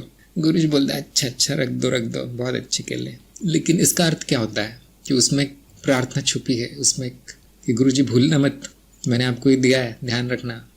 कुछ लोग पत्र में लिख के दे देते हैं कि ये मेरा पत्र है, इसमें मैंने कुछ लिखा है, खोलना मत, अच्छा ठीक है दे दो। इस तरह से बहुत लोग तरह तरह के उपाय, रीति रिवाज है और करीब करीब तांत्रिक विधियां उपयोग की जाती है ज्ञान मार्ग में। ये तंत्र हर जगह पहुंच जाता है ना। तो मुझे जो मार्गदर्शन मिलता रहता है, मुझे हमेशा यही लगता है कि कई जन्मों का साथ है और मैंने उनको बहुत केले दिए हैं। केले खेती करता था मैं, शायद इतने केले और नारियल दिए मैंने कि वो मुझे देते रहते हैं, मार्गदर्शन करते रहते हैं जहाँ पर भी मैं हूँ। तो हाँ जी, गुरु को खुश रखिए, वो आपको कभी नहीं छोड़ेगा। गुरु से संबंध कई जन्मों का हो जाता है, वो फल देता है, इस बात पे मुझे पक्का विश्वास है। क्यों? क्योंकि मेरा ये अनुभव है, मैं स्वयं का अनुभव बता रहा हूँ। बहुत लोग पूछते हैं कि आप कभी अपना अनुभव नहीं बताते। जो काम का है वो तो मैं ज़रूर बताता हूँ आपको। हाँ, केले लेके आता हूँ। हाँ जी, वैसे मैं केला खाता नहीं हूँ, मैं टमाटर खाता हूँ। टमाटर लेके आइए। हल्दर ने पूछा 2500 साल पहले आप थे। हाँ जी, अनंत काल से हूँ मैं, और आप भी अनंत काल से हैं, और हम हमेशा मिले हैं, हमेशा मिलते रहेंगे। ये तय है, ये तय है। अगर आज इस जन्म में मिले हैं तो ये तय है कि हर जन्म में मिले हैं और हर जन्म में मिलेंगे। कोई भी योनि हो टकरा जाएंगे। तो जिनको गुरु खोने का डर है, प्रार्थना कर लीजिए। मैं ऐसा नहीं कहता मैं बहुत बड़ा हो गया हूँ, प्रार्थना कर लो, प्रार्थना नहीं, ऐसा नहीं है। ये रस्म है, यही रीति है। जिन्होंने नहीं की है प्रार्थना उनको मैं भूल जाऊंगा, ऐसा ही होता है। जो आपने अलार्म नहीं लगाया अपने मोबाइल में, वो मोबाइल कुछ पड़ी नहीं है आपको उठाने की, फिर सेटिंग कर लेनी है थोड़ी सी। जिन भी लोगों ने कहा था चेतना से, ज्ञान से, थोड़ा सा मनन कीजिए इस बात पे। माया सब उड़ा देती है, माया मतलब सब नाश कर देती है। गौरव ने कहा है, क्या परिवार से जो कर्तव्य हैं वो भी प्रारब्ध हो सकते हैं? बिल्कुल हो सकते हैं। बहुत से लोग इसीलिए जन्म लेते हैं क्योंकि उनके कर्म बंधन है और कोई इच्छा है नहीं उनकी। ऐसे लोग कहते हुए पाए जाते हैं कि मेरा तो सपना है कि मेरे बच्चे बड़े हो के बन जाएं, मेरी तो इच्छा है कि घर परिवार सुखी रहे, मैं ये ला कर दूँ बच्चों को, मैं अपने पति के लिए कर दूँ, मैं अपने माँ बाप के लिए वो कर दूँ। इस तरह के अगर वाक्य आपको सुनने को मिले तो उसका एक ही अर्थ है कि वो उनका कर्म बंधन ही उनका प्रारब्ध है, उनकी उतनी इच्छा है और वो इससे आगे प्रगति नहीं कर पाएंगे जब तक कि वो समाप्त नहीं हो जाते कर्म बंधन, जब तक कि वो टूट नहीं जाता। तो जिनको पता चल गया है कि मेरा यही प्रारब्ध है वो करते रहें, कोई बुरी बात नहीं है। क्या होगा, ज़्यादा 50 जन्म 100 जन्म आप उस कुल में पड़े रहेंगे, फंसे रहेंगे, रिपीट होता रहेगा जन्म, वही वही करते रहेंगे। लेकिन गुरु से के पास जो चला गया इस स्थिति में कि क्या यही मेरा प्रारब्ध है, परिवार की सेवा करना या समाज की सेवा करना है या नेताओं की सेवा करना, कुछ भी करते रहते लोग, अपना जीवन उसको मान लेते हैं। गुरु के पास पहुंच गया जो व्यक्ति, उसका सर्वनाश हो जाएगा। ऐसी स्थिति में उसके वो बंधन टूट जाएंगे, उसका वो प्रारब्ध समाप्त कर दिया जाएगा वहीं के वहीं, और अब कुछ अच्छा लक्ष्य मिलेगा। इसीलिए जो पारिवारिक जनता है गुरुजनों से डरती है, आना नहीं चाहते उधर, क्योंकि उनका वो सब समाप्त हो जाता है। क्या कल ही समाप्त हो जाएगा कि सारा परिवार कल ही छूट जाएगा? कुछ भाग्यशाली हैं जो इनका 1-2 दिन में भी हो जाता है, क्योंकि वो बंधन तो मानसिक है, भौतिक नहीं। लेकिन हर कोई इतना भाग्यशाली नहीं होता, तो घबराने की बात नहीं। कई वर्ष लग जाते हैं समाप्त होने में, और जो दुर्भाग्यशाली है, अभागे हैं जो, उनको कई जन्म लग जाते हैं। लेकिन हाँ, गुरु से मिलना वो बीज पड़ जाता है फिर एक मन में। क्या है वो बीज? ये सुन लेना है कि तुम कर्म बंधन में हो, इतना काफी है उसको उस बंधन से निकालने के लिए। मान लीजिए एक कैदी है जो कैद खाने में, जेल में है, उसको किसी ने बताया नहीं कि तुम कैद खाने में हो। उसको एक बार बताना पड़ता है कि ये जेल है, इसके बाहर सारा संसार है, सारी दुनिया है, आज़ादी है। वो बता के व्यक्ति चला जाता है, देखो जेल की दीवारों के परे क्या है। अब इतना सुनना काफी है उसको, बीज पड़ गया। जो गृहस्थ है, सुखी है अपने जीवन में, परिवार में, गुरु के 2 शब्द काफी है उसको हटाने के लिए वहां से। ध्यान दीजिए, बहुत खतरनाक चीज है गुरु, आना नहीं बिल्कुल यहाँ परिवार वालों को। वंदना ने पूछा है, कर्म बंधन कैसे समाप्त होते हैं? बहुत अच्छा प्रश्न है आपका। ज्ञान मार्ग में आधा सेकंड लगता है समाप्त होने में। बहुत से लोग सुन के पक गए होंगे, ज्ञान मार्ग ऐसा है, ज्ञान मार्ग ऐसा है, वैसा है, मेरा तो कुछ नहीं हुआ। हाँ, नहीं हुआ, क्योंकि ज्ञान भूल चुके हैं आप। ज्ञान क्या दिया गया था कि ये सब मिथ्या है, जो मिथ्या है वो न शुरू हुआ है न समाप्त हुआ है, न कभी शुरू होगा न समाप्त होगा। अब क्यों पूछते हो? ये ज्ञान मार्गी का जवाब है। अब मैं जानता हूँ इससे संतुष्टि होगी नहीं किसी की, तो मैं आपको व्यवहारिक जवाब देता हूँ जो कि पूरी तरह झूठ होगा, लेकिन हो सकता है अभी काम आ जाए। कर्म बंधनों को निभा के समाप्त होते हैं। आपका जो कर्तव्य है वो पूर्ण कर लीजिए और दोबारा मत बनाइए। ये बात महत्वपूर्ण है। कर्तव्य समाप्त कर लेंगे आप, वो तो करना ही पड़ेगा ना, बंधन है तो। दोबारा नहीं बनाना है, इसकी इच्छा होनी चाहिए। ये इच्छा आपके मन में होनी चाहिए कि मुझे बंधनों में नहीं पड़ना है। क्या वो इच्छा है आपके मन में? तो वो समाप्त हो जाएगा। कब? जब भी उसका समय आएगा। कुछ बंधन तुरंत समाप्त हो जाते हैं, क्योंकि आपने वो इतनी बड़ी गलती कर दी होगी ना कि कई जन्मों तक मैं साथ हूँ। अगर ये गलती कर दी तो फिर वो कई जन्मों के बाद समाप्त होंगे।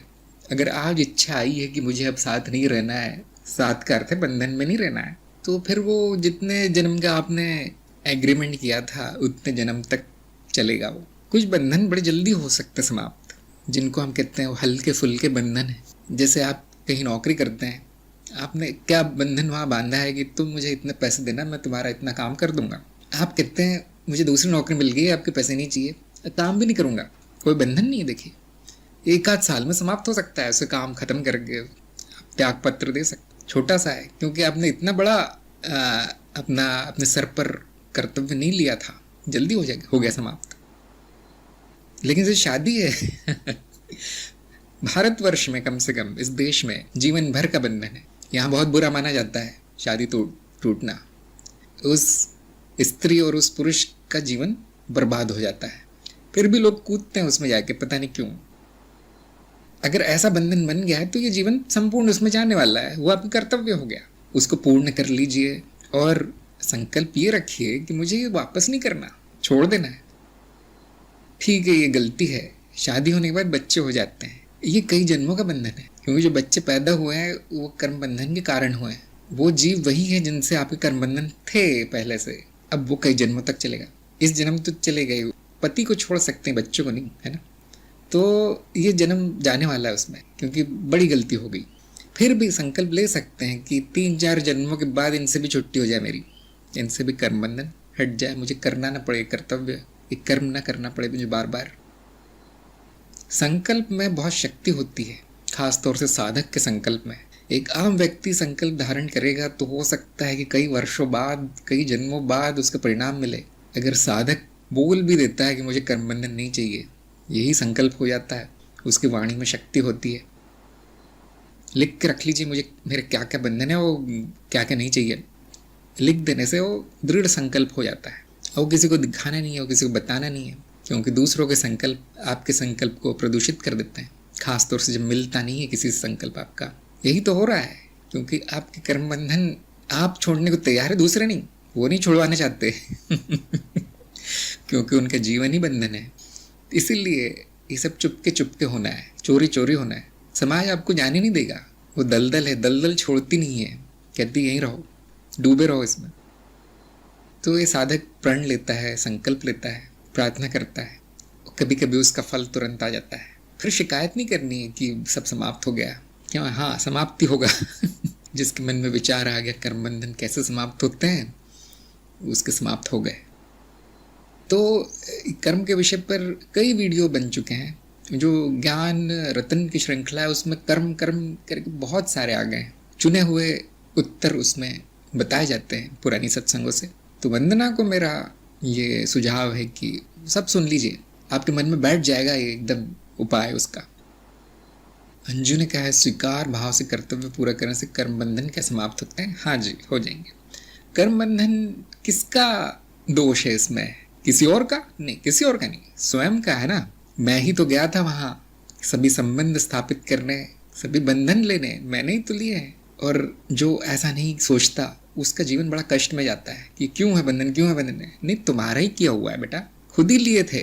तो ये स्वीकार भाव जब आ जाता है तो शांति से पूर्ण हो जाएगा करना तो पड़ेगा लेकिन जल्दी हो जाएगा, और इतना उथल पुथल नहीं होगी जीवन में। स्वीकार कर लिया है आपने अपना दोष, कहना तो ठीक नहीं, क्योंकि आप अज्ञान में थे उस समय, है ना।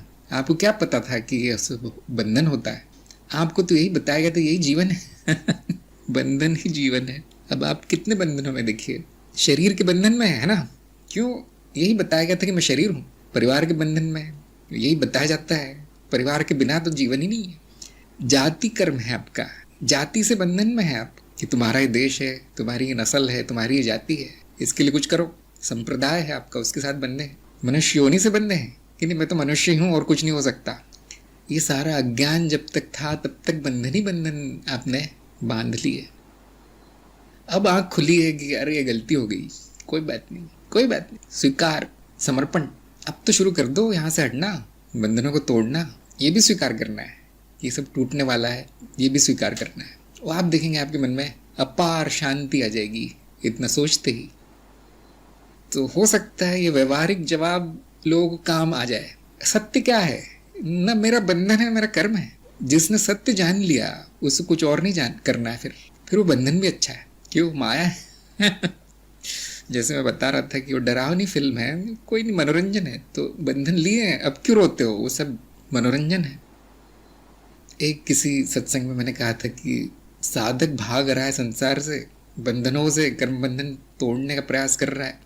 गुरु ठीक उल्टा कर रहा है। गुरु जन्म ही लेता है कुछ न कुछ बंधन बनाने के लिए, गुरु जन्म ही लेता है कि संसार में जीवित रह पाए। ऐसा क्यों है? सभी लोग विचार कीजिए, गुरु उल्टी दिशा में क्यों भाग रहा है? सबको बोलता है सब छोड़ दो, खुद यही पड़ा हुआ है।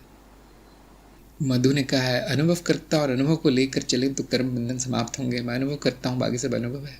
हाँ, जिसने सत्य जान लिया उसके लिए कर्म और बंधन बच्चों का खेल है।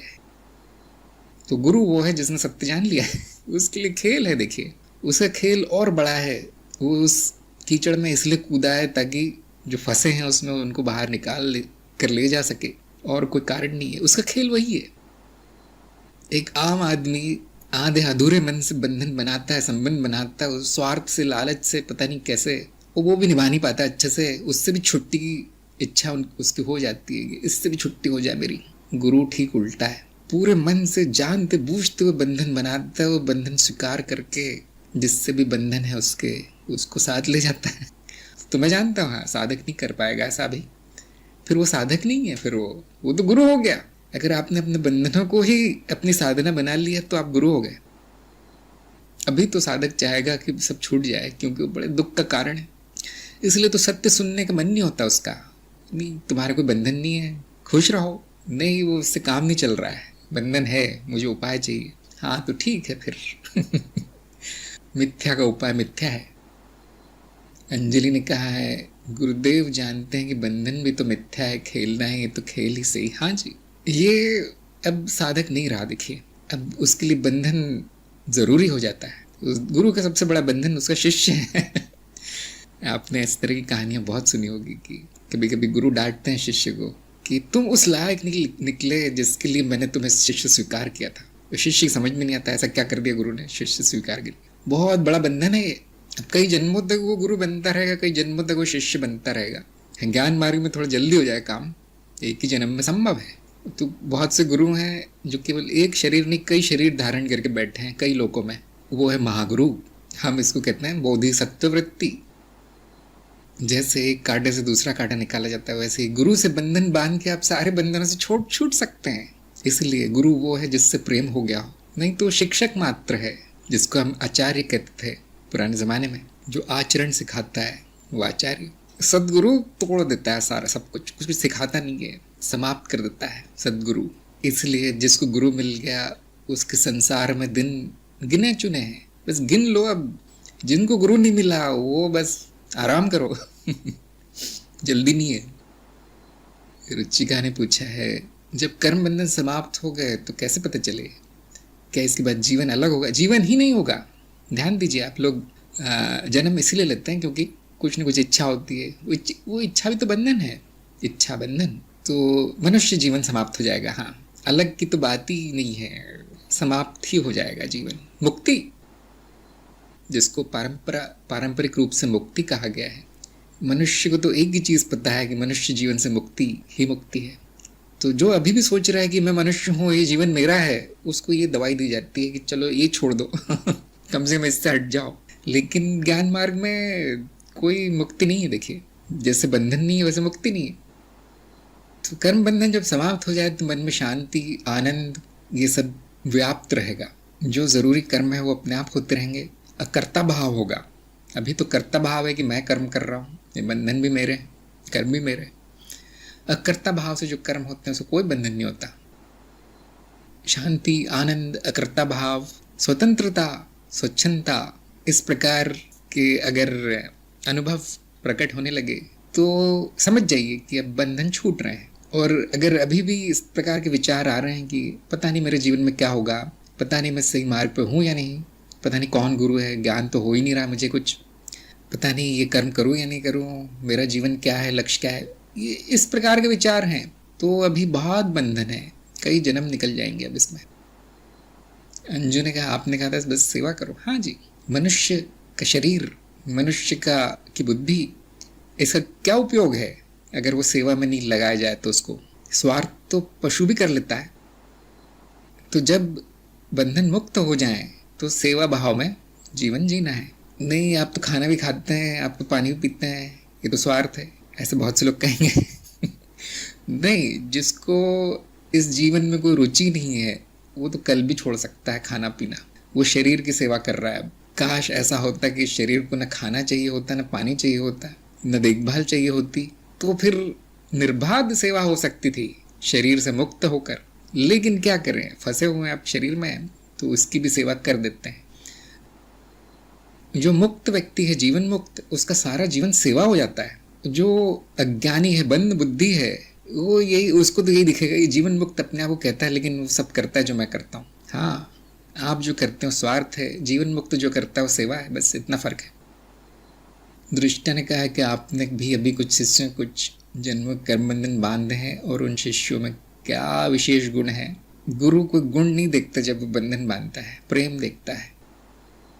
मनोज ने कहा है अब ना कोई साथ है ना कोई पास है, तो क्या समझा है कर्म बंधन समाप्त हो चुके हैं? बिल्कुल, लेकिन उससे भी अधिक संकेत बंधनों की समाप्ति का है कि आपको और बंधन बनाने में रुचि नहीं बची।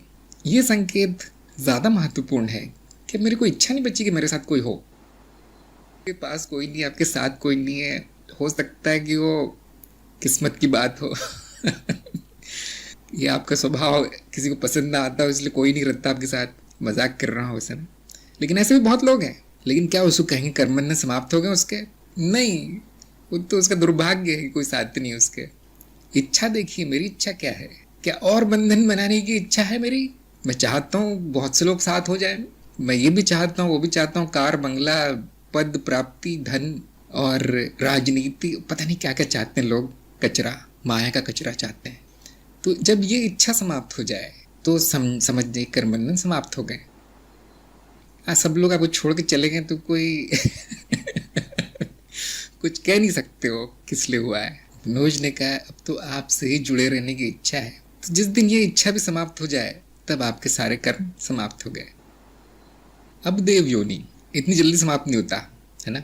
एक खेल समाप्त होता है, बस नया खेल शुरू होता है। ऐसा अनंत काल तक चलता है। इतना ही कर लीजिए कि मनुष्य वाले बंधन समाप्त हो जाए, मनुष्य शरीर से, मनुष्य समाज से, इस संसार से, मनुष्य के संसार से, पृथ्वीलोक से जो आपने बंधन बांध रखे हैं उतने समाप्त हो जाए। इतना ही आपके वश में है अभी। बाकी जो ज्ञान हो गया है वो आराम करें, उनको कुछ नहीं करना है। अगर आपके साथ 10 लोग हैं बड़ी खुशी की बात है, एक भी नहीं है बहुत बड़ी खुशी की बात है, आनंद है अब तो ये ज्ञानी की मानसिकता ऐसी है। अरे मेरे मन में तो किसी से संबंध बनाने की इच्छा ही नहीं है, बहुत खुशी की बात है। मेरे मन में संबंध बनाने की इच्छा आ गई है और बड़ी खुशी की बात है, अब तो खेल होगा। ये ज्ञानी की मानसिकता है। तो जिसको ज्ञान हो गया है उसको हर चीज़ आनंद में ही मिलती है, वो तो हर अवस्था में आनंद में ही है। जो अभी अज्ञान में वो जोड़ तोड़ में क्या समाप्त हो जाए क्या शुरू हो जाए, मेरी ये इच्छा है मेरी वो इच्छा है। तो विरक्ति वो है जहाँ पे कुछ भी हो जाए सब ठीक है। तो मनोज में अभी तक आई नहीं है। नहीं, अभी मार्ग शुरू हुआ है आपका, अभी तो आपको पता नहीं है कि सही क्या है गलत क्या है। ये पहले चरण है मार्ग पे। अभी सुन के बहुत अच्छा लगेगा, चलेंगे तो पता चलेगा। स्वप्न अवस्था में कर्म बनता है। हाँ, सभी अवस्था में कर्म होते हैं, सभी अवस्था में फल मिलते हैं। हो सकता है एक अवस्था में जो कर्म किया गया है दूसरी अवस्था में वही कर्म करने से कुछ और फल मिलता जरूर है। कर्म चित्त का नियम है, इसे नहीं तोड़ा जा सकता। अगर आप पूछना चाहते हैं कि स्वप्न में किया गया कर्म जागृति में फल देगा क्या? हाँ, लेकिन बहुत कम, 10% मामलों में स्वप्न में किया गया कर्म जागृति में फल देगा। आशना ने पूछा सूक्ष्म लोक में किए कर्म के फल कहाँ आते हैं? सूक्ष्म लोक में ही आते हैं। सूक्ष्म अवस्था में जो कर्म होते हैं उनके फल सूक्ष्म अवस्था में ही आते हैं। अब ये कहने के बाद व्यक्ति निश्चिंत होकर क्या कर्म कर सकता है वहां पे जो चाहे वो, सूक्ष्म है वो तो सत्य नहीं है ना। जो जिनको अज्ञान है वो यही कहेगा कि जागृति सत्य है, यहाँ कर्म के फल या ठीक कर्म करने चाहिए, सूक्ष्म असत्य है। तो वहाँ जो करूँगा उससे कुछ फर्क नहीं पड़ने वाला किसी को। लेकिन ये अज्ञान है, सूक्ष्म जागृति है, जागृति सूक्ष्म है, फर्क नहीं है दोनों। तो वहीं आते हैं जिस लोक में जिस अवस्था में कर्म हुए हैं। लेकिन क्योंकि माया बड़ी जटिल है तो वहाँ पे किए गए कर्म भी संस्कार भी कारण शरीर में ही छपेंगे, और कहाँ छपेंगे। तो फिर वो फल अब बाद में वो फल कहाँ आएंगे वो कोई नहीं बता सकता। फिर कुछ काफ़ी सारे फल तो वहीं के वहीं निपटा दिए जाएंगे उसके नियमों, चित्त के नियमों के अनुसार, उस लोक के नियमों के अनुसार। और काफ़ी सारे फल जो है अज्ञेयता में, अंधकार में होंगे, फिर पता नहीं कहाँ होंगे, वो जानना भी बड़ा कठिन है क्योंकि माया बहुत गहरी है। इसलिए मैंने बहुत सारी सावधानियां बताई हैं कि सूक्ष्म लोक में जाके हिंसा नहीं करनी है, सूक्ष्म लोक में जाके किसी का अपमान नहीं करना है, सूक्ष्म लोक में जाके तरह तरह की साठ-गांठ नहीं करनी है उन जीवों से, देवी देवताओं से, और जो भी मिलेंगे वहाँ। सूक्ष्म लोक में ज्ञान लेने जाना है, ज्ञान लेके वापस आना है, किसी से कुछ लेना देना नहीं है, गुरुजनों की संगत में रहकर आशीर्वाद लेके आ जाना है। तो इस तरह से वहाँ पे भी अच्छे कर्म ही बताए गए हैं। ये कर्महीनता में रहना ही बताया, ज्ञान लेना बस देखना है, जाके करना नहीं है कुछ हमें। फिर बहुत से लोग बोलेंगे नहीं आपने बोला था इच्छा पूर्ति हो सकती है। हाँ गुरु से पूछ लेना है किस तरह की इच्छा पूर्ति करनी। अगर आपकी इच्छा मार काट मचाने की सूक्ष्म लोक में जाकर, हो सकता है ना, लेकिन फिर जाने नहीं दिया जाएगा, वापस नहीं आने दिया जाएगा वहाँ। उसके फल इतने बुरे आएंगे कि जागृति भी नरकी हो जाएगी, वो छोड़ने नहीं वाले फिर वो लोग। प्रज्ञा ने पूछा है कि साधना में ध्यान के अलावा क्या क्या आता है और ज्ञान मार्ग में क्या है मुख्य साधना। आप जानते हैं ज्ञान मार्ग में साक्षी भाव में रहना ही एक साधना है, एक ही साधना है, और कोई साधना नहीं है। अगर साक्षी भाव नहीं आता है तो गुरु को कुछ उपाय करने पड़ते हैं। उन उपाय में से एक उपाय है ध्यान। वो भी नहीं हो रहा है तो मानसिक वृत्तियां बहुत है, तो उसके और उपाय करने पड़ते हैं। वो भी नहीं हो रहा है तो इच्छाएं बहुत है, अब इच्छा पूर्ति का उपाय करना पड़ता है। और अगर शरीर इस लायक नहीं, कोई इच्छा भी पूरी नहीं हो रही, कर्म भी नहीं कर पाता, तो शरीर का इलाज करना होता है। तो ऐसे साधक की अवस्था को देखते हुए अन्य मार्गों से उपाय लिए जाते हैं। और अगर कुछ भी नहीं हो सकता तो उसको दूसरे मार्गों में भेज दिया जाता है। और अगर उसको दूसरा मार्ग भी समझ में नहीं आता तो कुछ नहीं, संसार में रहो, आराम करो।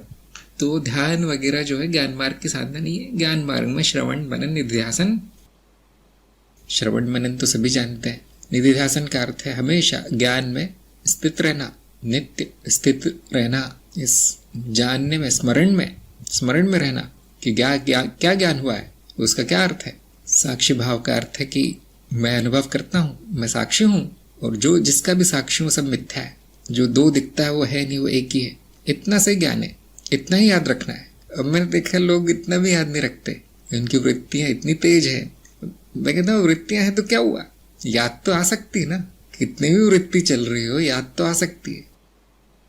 मैं तो ऐसा हो गया है कि जितनी तेज वृत्ति होगी उतनी जल्दी याद आता है कि ये सब कहीं गड़बड़ है, चित्त वृत्ति है, ये मैं नहीं हूँ जो ये सोच रहा है, जो कर रहा है, जिसमें भाव आ रहे हैं, जिसमें गुस्सा आ रहा है, जिसमें इच्छा आ रही है, जो ये कह रहा है, जो ये बोल रहा है, जो ये कर रहा है, वो सब मैं नहीं हूँ, वो सब मिथ्या है, मैं दृष्टा हूँ, मैं आनंद में हूँ। ये जब आराम से बैठे हो तो याद करने की जरूरत नहीं है, फिर क्या फायदा उसको याद कर। जब आप संघर्ष में लगे हो जीवन के तब याद होना चाहिए, तब वो संघर्ष नहीं रहेगा, तब वो वृत्ति का कोई असर नहीं होगा, तब उन इच्छाओं से कोई कर्म नहीं होगा, और जो भी अनुभव होंगे कोई संस्कार नहीं बनेंगे। जैसा होना चाहिए था वैसा है। जैसे पानी पर लकीर नहीं खींची जा सकती, ज्ञानी पर संस्कार नहीं बनाए जा सकते। जो लोग पोस्टर बनाते हैं सब लिख के रख कीजिए ये सब सत्संग में ही सुनाई देता है। जैसे पानी पर लकीर नहीं खींची जा सकती उतना शुद्ध है, वैसे ही ज्ञानी के चित्त पर कोई संस्कार नहीं बनता, क्योंकि साक्षी भाव में है। यही साधना है हमारी। लोग पूछते हैं ज्ञान का क्या उपयोग है, यही उपयोग है। जीवन तो वैसा ही है, वैसा ही रहेगा। जो आने वाला है वो सुधरेगा, अभी नहीं। पिछला है नहीं सुधरेगा, पिछले को भोगना है। जितनी गलतियां की गई है पिछले कई जन्मों से, वो सब के फल आएंगे। संतुष्टि में, स्वीकार भाव में, समर्पण में झेल लेना है। नए कर्म समझ के करना है, साक्षी भाव में करना है। जैसे जैसे पुराना जाता जाएगा, और आप पे गुरु कृपा भी होगी, ऐसा नहीं। गुरु क्षेत्र से पूरी कृपा बरस रही है। जो प्रयत्न करता है साक्षी भाव का या निधिध्यासन का, या अपना जीवन सही कर लिया, जिसने सही मार्ग पे आ गया है, उसके कर्म भी हटा दिए जाते हैं। क्योंकि आप जानते कर्म भी तो मिथ्या है, कर्म मिथ्या है, और उसको खत्म भी किया जा सकता है, कोई बहुत बड़ी चीज नहीं है। तो साधना करते रहिए, ये साधना कभी समाप्त नहीं होती। आपका कार्यक्रम समाप्त हो जाएगा लेकिन साधना समाप्त नहीं होगी। और जो लोग साधना के नाम पे पता नहीं क्या ध्यान व्यान कर रहे हैं और पता नहीं क्या कर रहे हैं, वो रोक दीजिए, सब बेकार है। रवि ने पूछा है, मेरा प्रश्न व्यवहारिक है। भावना और करुणा को एक तरफ रखकर वैज्ञानिक प्रयोग कितने हद तक मान्य है, जिसमें जानवरों पर परीक्षण शामिल है। व्यक्तिगत रूप से उदाहरण के लिए, अगर मुझे कैंसर पैदा करने वाली दवा के साथ चूहे को इंजेक्ट करने के लिए कहा जाए, तो क्या मुझे कर्म के नियम को ध्यान में रखते हुए ऐसा करना चाहिए? दूसरी ओर ये प्रोटोकॉल है, इस तरह से अनुसंधान किया जाता है। यह एक मौका पैदा करता है कोई व्यक्ति किसी विशेष बीमारी का ढूंढ। हाँ जी, कर्म का नियम ये नहीं कहता कि आप कुछ भी कर लो उसका परिणाम बुरा आएगा या अच्छा आएगा। कर्म का नियम ये कहता है कि किस उद्देश्य के लिए कर्म किया गया है, उद्देश्य महत्वपूर्ण है। मान लीजिए आप चल रहे हैं और चलते चलते किसी से टकरा जाते हैं, तो थोड़ी देर के लिए वो व्यक्ति कहेगा यार देख कर नहीं चलते तुम, लेकिन वो गुस्सा नहीं होगा, आप कहेंगे नहीं गलती से टकरा गया कोई बात, अब उससे कुछ खास परिणाम आएगा नहीं। क्यों? आपका उद्देश्य नहीं था वहाँ टकराने का, इसलिए उस कर्म की सज़ा माफ़ हो गई। लेकिन आप जानबूझ के किसी को धक्का देते हैं, अब आप देखेंगे वहाँ पर झगड़ा खड़ा हो जाता है, क्योंकि उस सामने वाला जान गया कि उद्देश्य इसका था, ये जिसके इस कर्म के पीछे उद्देश्य था, अब उसका फल आता है। जैसे किसी दुर्घटना में किसी मृत्यु हो गई, तो वो किसी गाड़ी से या कहीं से हुई होगी तो उसको सज़ा नहीं होती क्योंकि वो दुर्घटना है। लेकिन कोई किसी की हत्या कर देता है, हत्या के पीछे उद्देश्य है, अब उसको सज़ा सुनाई जाती है, अब उसका फल आता है। वो यही नियम चित्त में भी लागू है। आपका उद्देश्य क्या है वो कर्म करने के पीछे, तो ध्यान दीजिए इस तरह के प्रयोग करना। और किसी के हित में हो रहा है, सारी मानव जाति के हित में हो रहा है, इसलिए उसका बुरा प्रभाव नहीं आएगा, अच्छा ही आएगा। सभी को ये ध्यान रखना चाहिए। जैसे हम पारंपरिक रूप से कहते हैं कि कर्म भाव महत्वपूर्ण है, कर्म नहीं, भावना महत्वपूर्ण है कि किस भाव से किया गया है। तो ये आप अपने अनुभव से ही देख सकते हैं कि कभी कभी ऐसा लगता है कि बाहर से देखते हो ऐसा लगता है कि वो कर्म तो बहुत बुरा है, लेकिन अंत में भावना निर्धारित करती कि वो आपका संस्कार बनेगा या नहीं। निस्वार्थ भाव से जो किया जाए उसका कोई फल नहीं आता, ना अच्छा ना बुरा। तो इसका एक बहुत अच्छा उदाहरण है कि हम खाना खाते हैं, भले आप शाकाहारी हैं, लेकिन उस शाक का तो जीवन चला गया लेकिन आप ध्यान से देखेंगे तो वो जीवन ये जीवन बन गया है ना। मान लीजिए आपने आलू खाया है आज, तो आलू का तो जीवन चला गया, लेकिन वो मनुष्य का जीवन बन गया है, वही जीवन मनुष्य रूप में प्रकट है। अब तो कुछ बुरा हुआ नहीं, कुछ नहीं। और मान लीजिए अब बस जंगल जला डालते हैं कि मुझे पसंद नहीं है, वो सारा जंगल ही जल गया, सारे जीव मर गए। अब ये बहुत बुरा कर्म है, क्योंकि कोई और जीवन बना नहीं है, उससे नव जीवन नहीं मिला किसी को। इस तरह से कर्म के परे जाकर देखिए कि नियम क्या कहता है। सिर्फ जो यांत्रिक हो रहा है उसको कर्म नहीं कहा जाता ज्ञान मार्ग में या किसी भी आध्यात्मिक मार्ग में। और जो यांत्रिक कभी कभी परिणाम भी आते हैं उसको भी कर्म फल नहीं कहा जाता। जैसे कि चलते चलते आपको ठोकर लगी, आप गिर गए, अब ऐसा नहीं कहते कर्म का फल है वो हो गया, बस यांत्रिक है वो सारा। लेकिन ध्यान दीजिए जो जिसके पीछे भावना है वो फल जब आता है तो हम कहते हैं वो कर्म का फल है। अंजलि के प्रश्न है कि कौन कौन से ऐसे कार्य है जिसका कोई कर्म फल नहीं होता। देखिए ऐसा कोई कार्य नहीं है, ऐसा कोई कर्म नहीं जिसका फल नहीं होता। कार्य का अर्थ है कर्म। कर्म का नियम यही कहता है कि कर्म होगा तो फल होगा, अगर कोई फल नहीं होगा तो कोई कर्म क्यों करेगा। ये बात भी समझने वाली है कि ऐसा कौन सा कार्य है जिससे कोई फल नहीं आता, तो फिर वो करना क्यों है। फिर आप अच्छा करेंगे फल आएगा, आप बुरा करेंगे फल आएगा। क्या फल आएगा उस पर किसी का नियंत्रण नहीं है। लोगों की धारणा है कि कुछ अच्छा करूंगा तो अच्छा फल आएगा। हो सकता है, बहुत संभावना है, लेकिन कुछ भी हो सकता है। फिर लोगों की धारणा है बुरा करेंगे तो बुरा फल आएगा, ये भी धारणा है, कुछ भी हो सकता है। इस माया में सब कुछ संभव है। जो आवश्यक है वो कर लेना है। आवश्यक क्या है? जो रोका नहीं जा सकता वो आवश्यक है। जैसे आप सांस नहीं रोक सकते, अब सांस लेते रहना है, ये नहीं सोचना है कि इसका क्या फल आएगा। जो भी फल आएगा उसको चुपचाप भुगत लेना है, उससे सीख लेना है, उससे ज्ञान लेना है और प्रगति करते रहना है। यह है कर्मयोग। यदि आपका ध्यान, यदि आपकी चेतना तेज हो गई है, धार आ गई है, तो आप सभी काम फटाफट निपटा पाएंगे। यदि ना आपका ध्यान सही है, न चेतना है, तो खिंचता जाएगा, अनावश्यक होता जाएगा आपके जीवन में और विकर्षण बढ़ते जाएंगे। ऐसे पहाड़ पैदा हो जाएगा आपके घर में, अब वो खत्म नहीं होगा कभी कामों का पहाड़। न्यूनतावादी ध्यान, चेतना, अनावश्यक से छुट्टी, संबंधियों की भीड़ को निकाल दीजिए घर से और कम में संतुष्ट रहिए। और फिर आपके काम जल्दी नहीं हुए तो फिर मुझे बताना। ऐसा नहीं कि लोग काम करते नहीं, बहुत मेहनत करते हैं, लेकिन गलत जगह कर रहे होते हैं, गलत काम में अनावश्यक मेहनत करते हैं।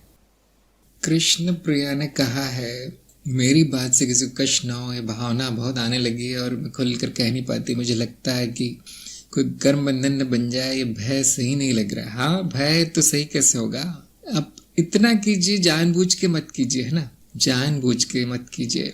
जब भी बात कीजिए किसी से, व्यवहार करना है तो संपूर्ण चेतना में हो। बाकी जब होगा वो होगा।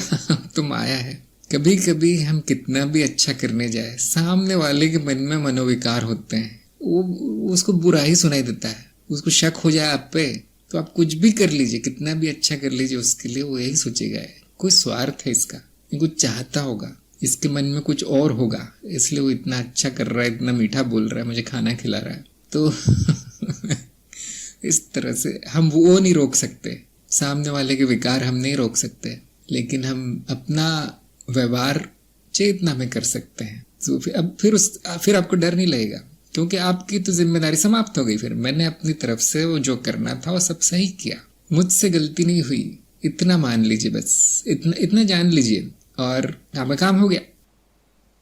आपको न खुल कर कहना है, न बंद होकर कहना है। जो आवश्यक है वो कहना है। अगर वो कड़वा है कड़वा कह दीजिए, अगर वो मीठा है मीठा कह दीजिए। अगर कहना ही नहीं है आपको कुछ, तो शांत रहिए। मैंने देखा अक्सर 70-80% मामलों में शांत रह के काम चल जाता है। कहना नहीं पड़ता कुछ, सुनना पड़ता है, बस सुन लो सामने वाले की, कहने की कुछ जरूरत नहीं है। तो पहली बात तो आप किसी को कष्ट देना नहीं चाहते तो किसको कष्ट होगा? फिर अनजाने में हो गया तो फिर आपकी गलती नहीं है, और सामने वाले ने जबरदस्ती ले लिया कष्ट, तो फिर तो आपकी कोई बिल्कुल गलती नहीं है उस सामने वाले की। फिर कांति ने कहा है कभी कभी छोटा सा झूठ बोलना पड़ता है, क्या करो। झूठ बोलना कर्म है, वाणी कर्म है। आप जानते होंगे कि जो फल आता है वो भावना के कारण आता है। उस कर्म के पीछे क्या भाव है उसका फल आता है, ना कि कर्म का। जैसे मान लीजिए एक छोटा बच्चा शैतानी कर रहा है, बिजली के उपकरण चला रहा है वो, और आप कहते हैं कि अगर तुमने ये बंद नहीं किया तो कल से खाना बंद, ये खिलौने आपके वापस ले लिए जाएंगे। ये झूठ है, लेकिन इस झूठ के पीछे भाव क्या है? उसकी सुरक्षा, क्योंकि उसको कुछ लग न जाए, उसको कुछ नुकसान न हो जाए।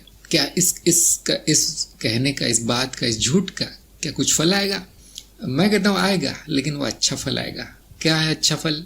बच्चे की जान बच जाएगी, बच्चे की हानि बच जाएगी, अच्छा फल आएगा, क्योंकि भाव अच्छा है उसके पीछे, भले कुछ और बोला गया। इस तरह से बहुत से हम उदाहरण ले सकते हैं। और मैं भी झूठ बोलता हूँ। खास तौर से उनको बोलता हूँ मैं झूठ जो ज्ञान मार्ग के लिए तैयार नहीं है। मैंने उनको ये भी कहा है कि ज्ञान मार्ग सबसे घटिया मार्ग है, यहाँ मत आना। बस हम पोथी पत्र पढ़ते रहते हैं और अजीब सी वाद विवाद बकवास चलती रहती है। यहाँ देख लो, जाके यहाँ पे वीडियो भी देख लो, एक वीडियो देख लो, समझ में आ जाएगा ज्ञान मार्ग सबसे घटिया है। और क्या मुझे इसका पाप लगेगा? क्या इसका फल आएगा? नहीं। वो बेचारा बच गया, वो साधक बच गया जो तैयार नहीं था, जो अपने 5, 6, 10 साल बर्बाद कर देता है ज्ञान मार्ग में, उसके इतने वर्ष बच गए। अब वो किसी अच्छे मार्ग में जो उसके लिए अच्छा है चला गया। ऐसा हमें कई बार करना पड़ता। पांडुरंग ने कहा जोक्स करने से कर्म के बंधन में पड़ सकते हैं क्या? एक अच्छी बात यह है कि जो वाक्य के पीछे भावना होती है वो कर्म बंधन बनाती है, वाक्य नहीं बनाता। वाक्य का अर्थ यह है कि जो मुंह से निकल गया वाक्य, वाक से आया वाक्य, जो बोला गया है वो वाक्य है, वाचा।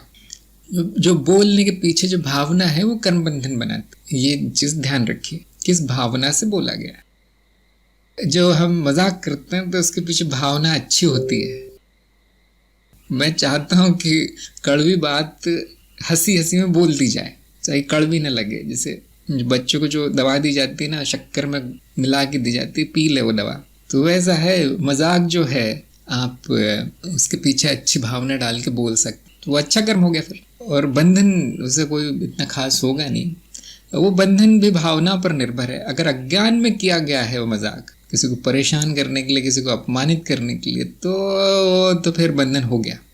चेतना में किया गया है किसी का भला करने के लिए, व्यंग है वो, तो फिर उसका ना शायद ही बंधन बने और शायद ही कोई फल आए। फल भी आएगा तो अच्छा आएगा।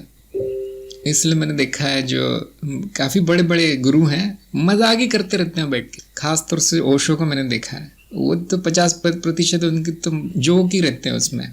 यहाँ तक कि जो भी अभी के जो भी गुरु हैं काफी मजाक, श्री श्री रविशंकर है, मजाक किया है, सदगुरु जग्गी वासुदेव है, बहुत लंबे लंबे जोक होते हैं उनके। तो मैं तो एक लाइन में ही जोक सुनाता हूँ, बड़े लंबे लंबे होते हैं उनके। तो अगर उससे हो रहा होता कुछ तो वो कभी बोलते नहीं कुछ, लेकिन हमने देखा है कि उल्टा है, उससे थोड़ा सा हल्का, विषय को हल्का कर देने से उसे कोई बंधन नहीं बनते फिर। राजेश्वरी ने कहा, कर्मों का फल कैसे निर्धारित किया जाता है? कर्म फल के नियम के द्वारा कर्म का फल निर्धारित किया जाता है। चित्त का नियम है कि जैसा भी कर्म होगा उसके अनुसार फल आएगा। अब लोगों की ये धारणा है कि अच्छा कर्म करेंगे तो अच्छा फल आएगा, बुरा करेंगे तो बुरा आएगा, लेकिन वो पूरी तरह गलत है। कर्म का फल हमारे वश में नहीं है। आप कुछ भी कर लीजिए, फल चित्त के नियम के अनुसार आएगा। और एक और चीज है कि कर्म और फल दोनों संग्रहित होते हैं, जिसे हम कर्म संग्रह कहते हैं। और हमारे भविष्य के कर्म पिछले कर्मों पर आधारित होते हैं। ये चीज भी एक नियम है, इसको हम कहते हैं कर्म बंधन। तो पिछले कर्मों से अगले कर्म निर्धारित होते हैं, और क्या होने वाला है फल चित्त के नियम निर्धारित करते हैं। ये चित्त क्या है, नियम क्या है, कार्यक्रम में सब बताया गया है, चलते जाइए। जो भी कार्यक्रम कर रहे हैं उनसे मेरा अनुरोध है कि जिस पाठ पर वो है, जिस अध्याय पर वो है, उससे संबंधित प्रश्न पूछिए। ये पिछला जो भी आपको समझ में नहीं आया, जो आपने सीखा, आगे भागने की अभी आवश्यकता नहीं है। अगर मैं जवाब दूंगा भी तो आपकी समझ में नहीं आएगा। राजेश्वरी से मैं कह रहा हूँ, आपने ब्रह्म ज्ञान का प्रश्न पूछा, अस्तित्व एक क्यों है। अब आपने कर्म का प्रश्न पूछा, जहां पर आप पहुंचे नहीं अभी तक मेरे ख्याल से। अगर आप कार्यक्रम में नहीं होते तो हाँ, आपको 2 उत्तर दे दिया जाता, लेकिन आप क्योंकि अनुशासित चल रहे हैं तो वही पूछिए जो सिखाया गया है। योगेश ने कहा, निष्काम कर्म पर प्रकाश। निष्काम कर्म प्रकाश। देखिए, कर्म जब तक कामना ना हो कर्म नहीं होगा, तो निष्काम कैसे हो? वो जो कामना है वो किसी और की भलाई के लिए हो तो हम कहते हो निष्काम हो गया कर्म। जहां पे अहम भाव नहीं है और कर्म किया जाए वो निष्काम हो गया। तो निष्काम शब्द ठीक नहीं है, निस्वार्थ शब्द ठीक है। अगर आपकी इच्छा ही नहीं है तो कर्म ही नहीं होगा, और यदि इच्छा दूसरों की सेवा की है तो उसे हम निस्वार्थ कर्म कहेंगे। बाकी आप समझ लीजिए। पुनीत ने कहा है, आपने पुराने सत्संग ज्ञान रत्न किसी वीडियो में कहा था, कभी कभी साधक की प्रगति के लिए महापरिवार अथवा गुरु साधक के कुछ कर्म ले लेता है। कृपया इसे थोड़ा और विस्तार से समझाइए कि इसका कर्म लेना क्या होता है और यह कैसे होता है। कैसे होता है ये बताना बहुत कठिन है, लेकिन किसी और कर्म लेने का यही अर्थ है कि उसके जीवन में जो भी सुख दुख वो जीव भोगने वाला है आने वाले समय में, वो कोई और भोग लेता है, ताकि जिसके भी कर्म लिए गए हैं उसका मार्ग आसान हो जाए। ऐसा क्यों किया जाएगा? क्योंकि उस साधक में कुछ अच्छी संभावना होगी। जैसे मैं एक उदाहरण देता हूँ, अक्सर आप अपने बच्चे के साथ बाजार जा रहे हैं और 2 थैले हैं, एक बच्चे ने उठाया है, एक आपने उठाया है। आपके लिए बहुत आसान है उठाना, लेकिन बच्चे के लिए भारी है, वजन है। तो आप कहते हैं इसमें से आधा सामान मेरे थैले में डाल दो, मैं उठा के ले जाता हूँ। इसी प्रकार गुरु ये कहता है कि ठीक है, तुम्हारा आधा बोझ मुझे दे दो, मैं उसे भोग लूंगा। और ऐसा क्यों किया जाएगा? उदाहरण में तो क्योंकि वो आपका अपना बच्चा है, तो दया करुणा प्रेम से आप कर देंगे। अध्यात्म में हो सकता है कि वो साधक इतना प्रतिभाशाली है, उसमें इतनी योग्यता है, उसमें इतनी संभावना है कि वो जन कल्याण करेगा, आगे जाके गुरु क्षेत्र में कुछ काम करेगा, और उसके छोटे मोटे कर्म उसके मार्ग में बाधा बन रहे हैं तो उन्हें समाप्त कर दिया जाता है। एक तरह से कह सकते हैं गुरु क्षेत्र का स्वार्थ है कि कौन आगे बढ़ रहा है, किसमें अच्छी संभावना है, उसका मार्ग आसान करने के लिए कृपा कर दी जाती है। जैसे पिता के लिए छोटा सा बोझ उठाना बहुत आसान है, पता भी नहीं चलेगा, वो भूल भी जाएंगे कि मैंने कुछ किसी का सामान उठाया था, थोड़ा सा 1-2 किलो। वैसे ही गुरुजनों के लिए बहुत आसान है, 2-4 साधकों के 2-4 जन्म वो खुद ही झेल सकते हैं। कैसे? ये तंत्र का विषय है, कैसे तकनीक है, इसकी विधि है, और वो विधि बताई गई है, लेकिन यहाँ नहीं, तंत्र बोधि में बताई गई है। आप चाहे तो वो कार्यक्रम कर लीजिए। मैंने देखा है कि कृपा पाने के लिए कृपा का पात्र होना पड़ता है। अगर आप किसी काम के नहीं है तो कृपा भी नहीं होती फिर। इसलिए पात्र बनने का प्रयास कीजिए। जो भी कृपा चाहते हैं अपने जीवन में, उस लायक बनने का प्रयास कीजिए।